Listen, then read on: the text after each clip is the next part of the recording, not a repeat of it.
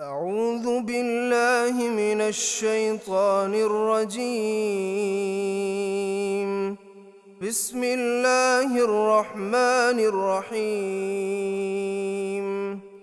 الحمد لله الذي أنزل على عبده الكتاب ولم يجعل له عوجا قيما لينذر بأسا شديدا من لدنه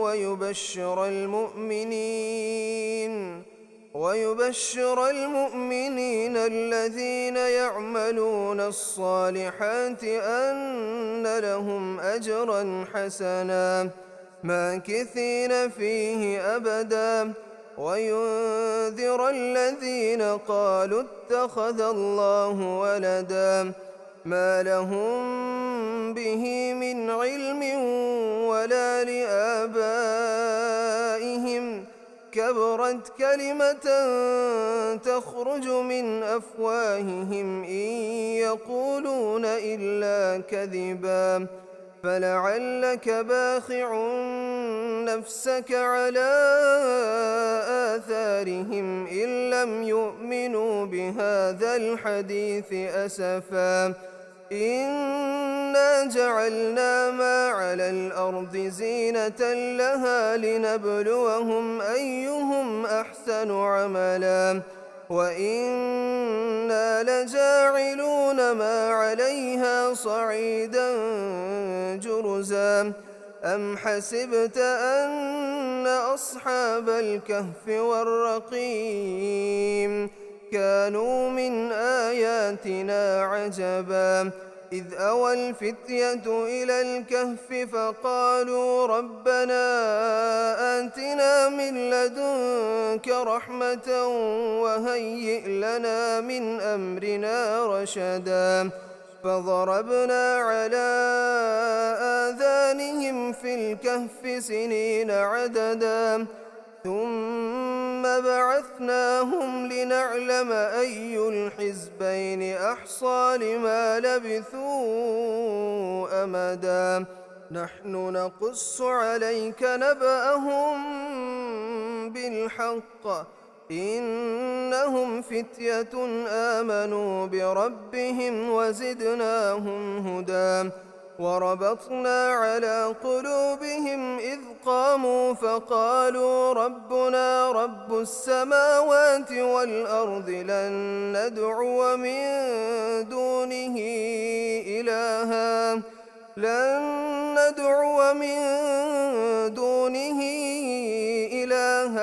لقد قلنا إذا شططا هؤلاء قومنا اتخذوا من دونه آلهة لولا يأتون عليهم بسلطان بين فمن أظلم ممن افترى على الله كذبا وإذ اعتزلتموهم وما يعبدون إلا الله فأووا إلى الكهف ينشر لكم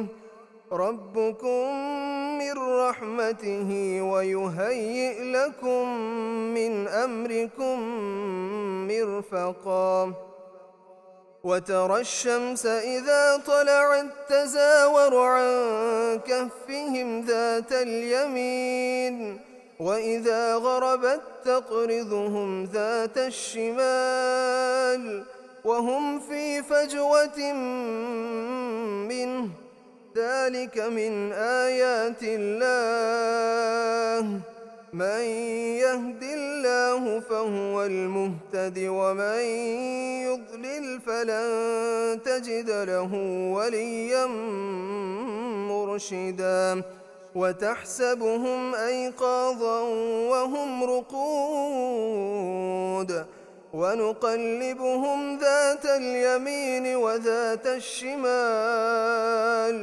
وكلبهم باسط ذراعيه بالوسيد لو اطلعت عليهم لوليت منهم فرارا ولملئت منهم رعبا وكذلك بعثناهم ليتساءلوا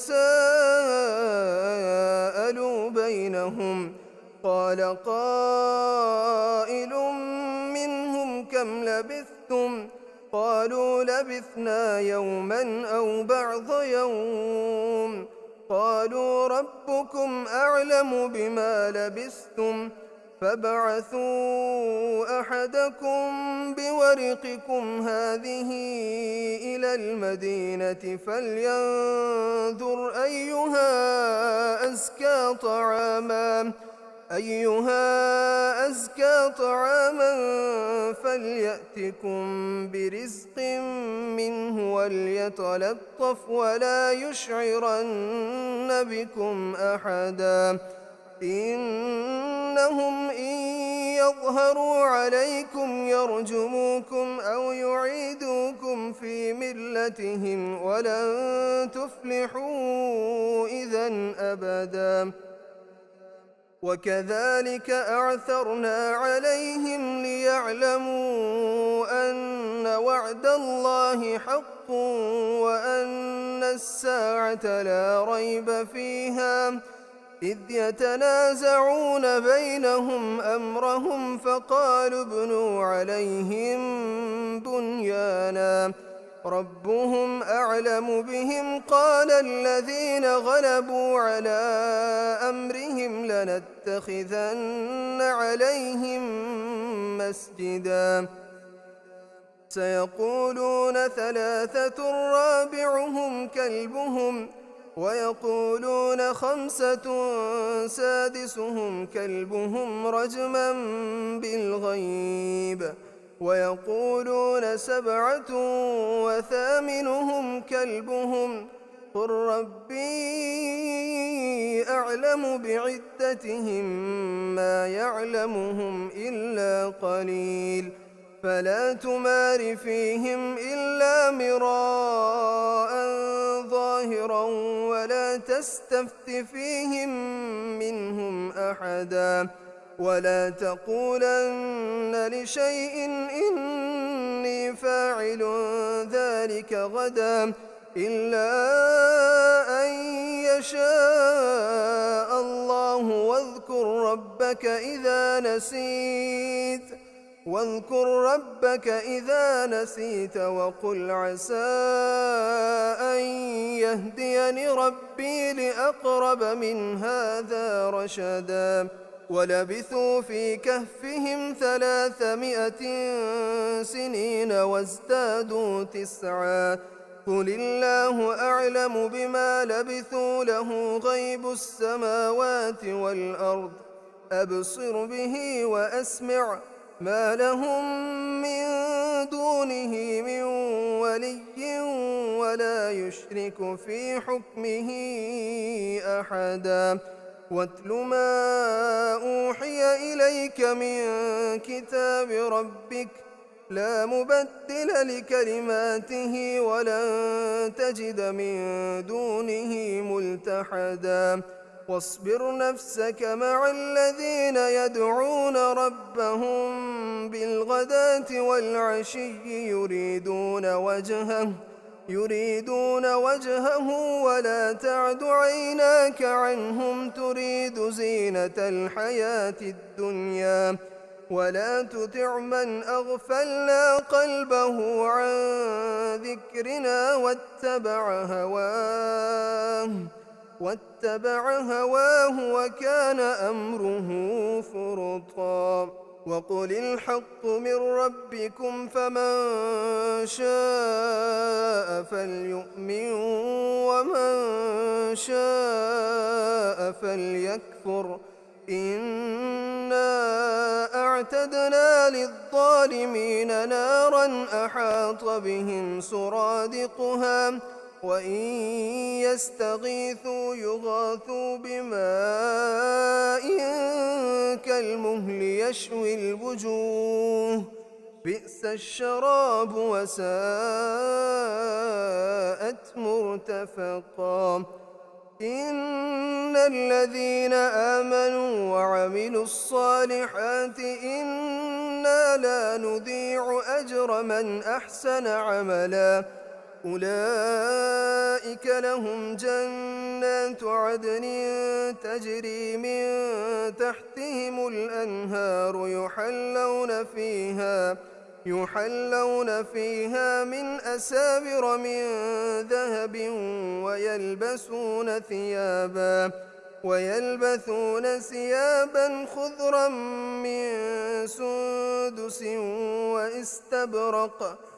من سندس واستبرق متكئين فيها على الأرائك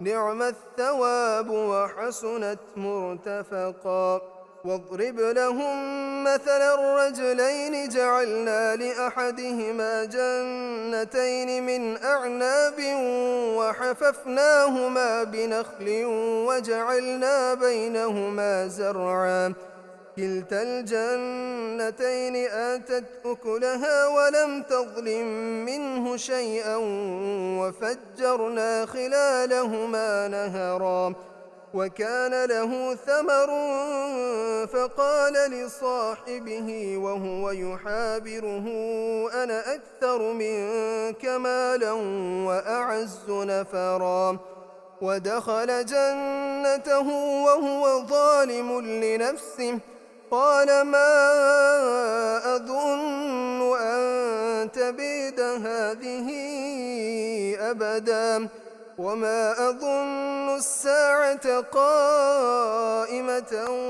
ولئن رددت إلى ربي لأجدن خيرا منها منقلبا قال له صاحبه وهو يحاوره أكفرت بالذي خلقك من تراب ثم من نطفة ثم سواك رجلا لكن هو الله ربي ولا أشرك بربي أحدا ولولا إذ دخلت جنتك قلت ما شاء الله لا قوة إلا بالله إن ترني أنا أقل منك مالا وولدا فعسى ربي أن يؤتيني خيرا من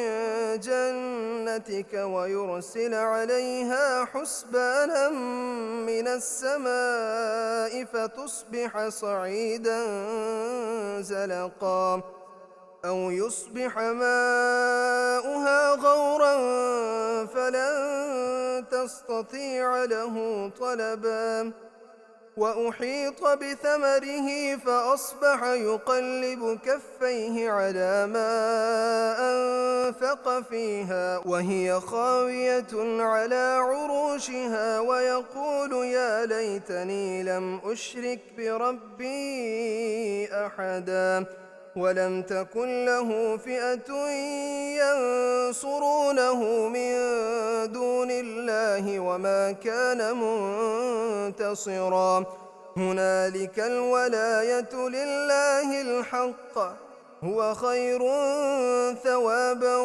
وخير عقبا واضرب لهم مثل الحياة الدنيا كماء إن أنزلناه من السماء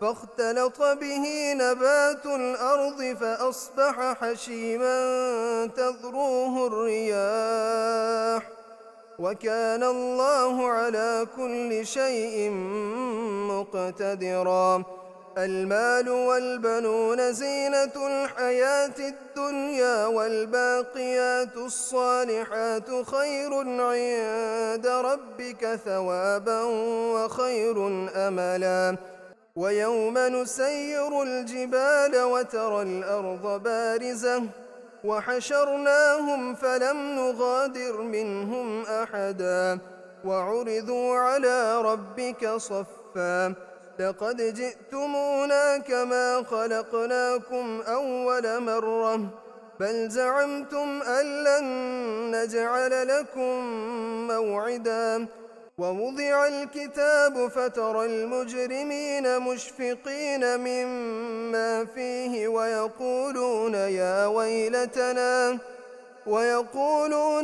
ويلتنا ما لهذا الكتاب لا يغادر صغيرة ولا كبيرة إلا أحصاها ووجدوا ما عملوا حاضرا ولا يظلم ربك أحدا. وإذ قلنا للملائكة اسجدوا لآدم فسجدوا إلا إبليس كان من الجن ففسق عن أمر ربه أفتتخذونه وذريته أولياء من دوني وهم لكم عدو بئس للظالمين بدلا. ما أشهدتهم خلق السماوات والأرض ولا خلق أنفسهم وما كنت متخذ المضلين عضدا. ويوم يقول نادوا شركائي الذين زعمتم فدعوهم فلم يستجيبوا لهم وجعلنا بينهم موبقا. ورأى المجرمون النار فظنوا أنهم مواقعوها ولم يجدوا عنها مصرفا.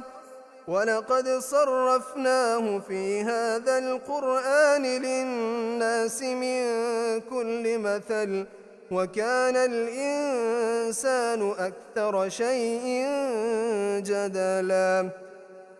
وما منع الناس أن يؤمنوا إذ جاءهم الهدى ويستغفروا ربهم إلا أن تأتيهم سنة الأولين أو يأتيهم العذاب قبلا.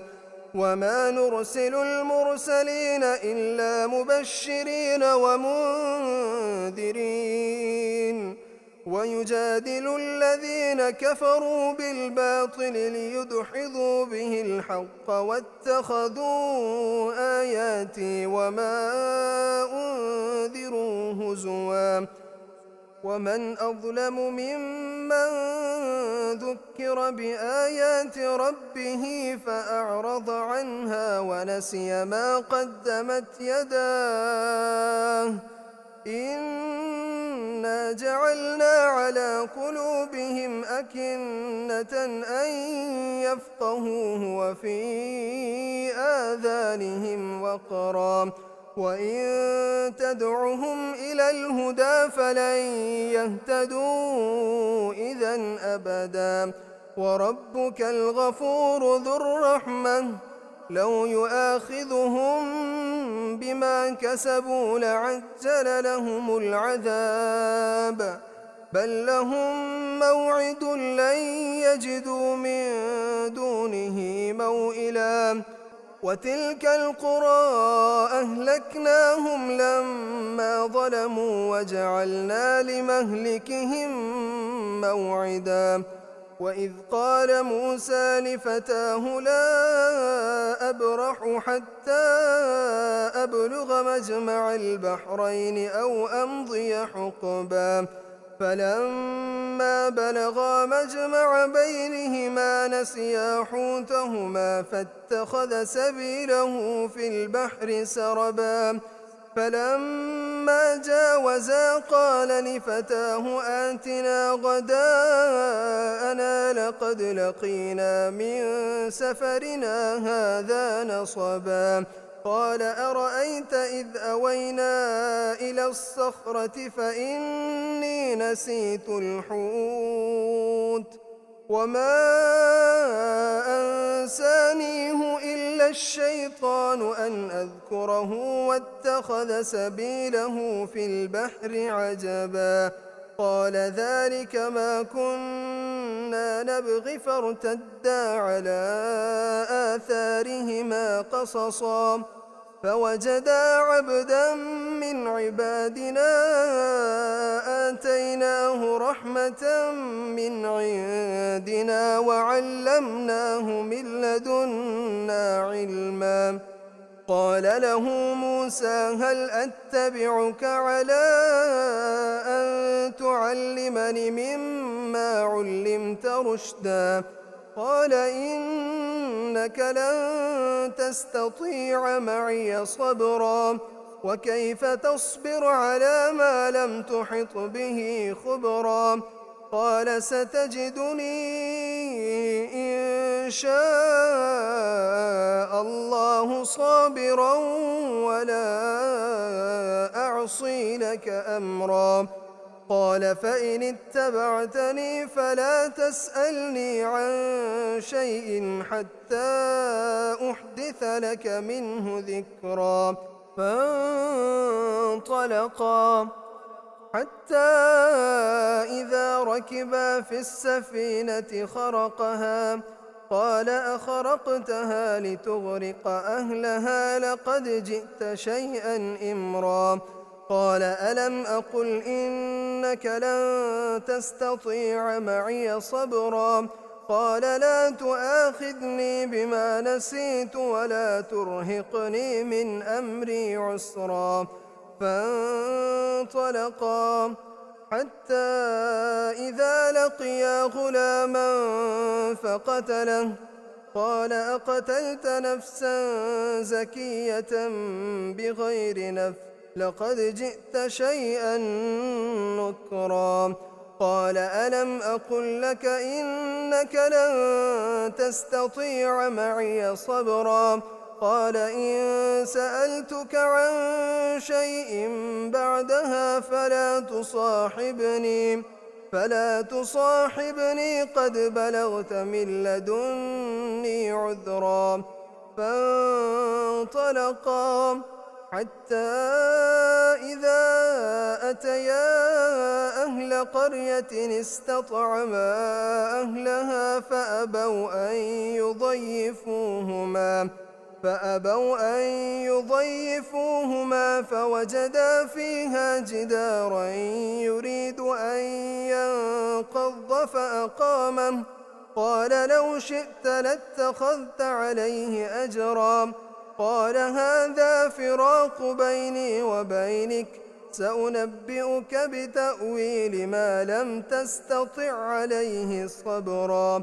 أما السفينة فكانت لمساكين يعملون في البحر فأردت أن أعيبها وكان وراءهم ملك يأخذ كل سفينة غصبا. وأما الغلام فكان أبواه مؤمنين فخشينا أن يرهقهما طغيانا وكفرا فأردنا أن يبدلهما ربهما خيرا منه زكاة وأقرب رحما.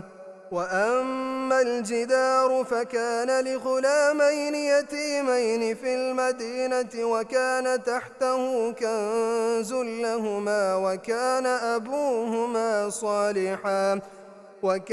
أبوهما صالحا فأراد ربك أن يبلغا أشدهما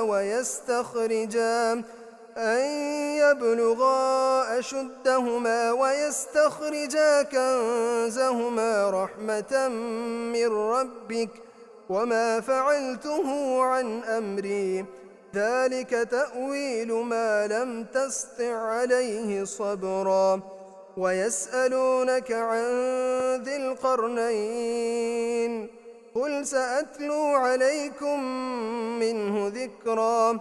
إنا مكنا له في الأرض وآتيناه من كل شيء سببا فأتبع سببا حتى إذا بلغ مغرب الشمس وجدها تغرب في عين حمئة ووجد عندها قلنا يا ذا القرنين إما أن تعذب وإما أن تتخذ فيهم حسنا.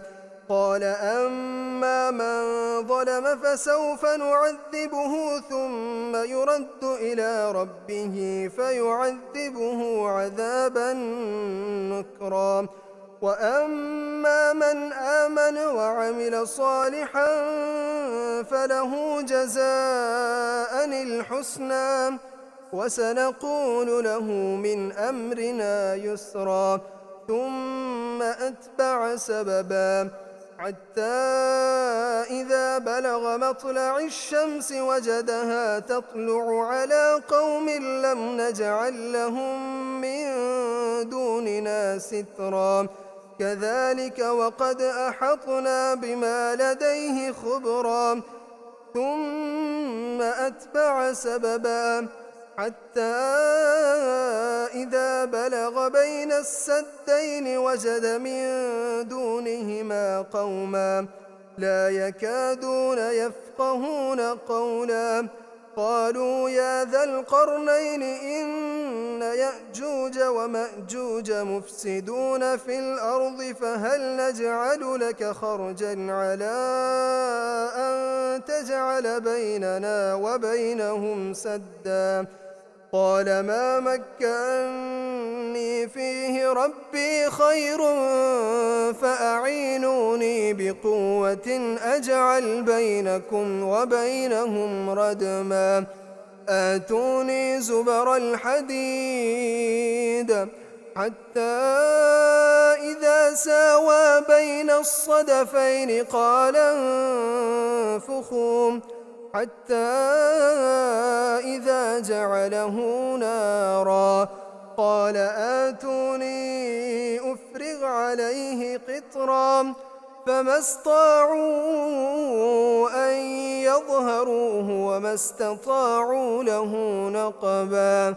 قال هذا رحمة من ربي فإذا جاء وعد ربي جعله دكاء وكان وعد ربي حقا. وتركنا بعضهم يومئذ يموج في بعض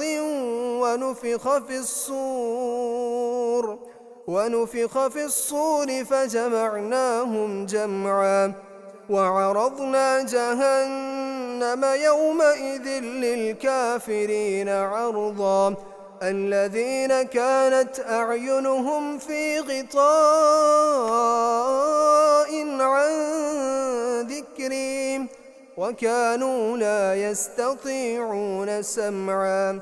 أفحسب الذين كفروا أن يتخذوا عبادي من دوني أولياء إنا أعتدنا جهنم للكافرين نزلا. قل هل ننبئكم بالأخسرين أعمالا الذين ضل سعيهم في الحياة الدنيا وهم يحسبون أنهم يحسنون صنعا. أولئك الذين كفروا بآيات ربهم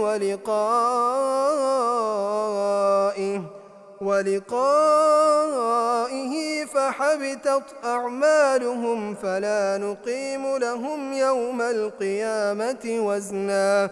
ذلك جزاؤهم جهنم بما كفروا واتخذوا آياتي ورسلي هزوا.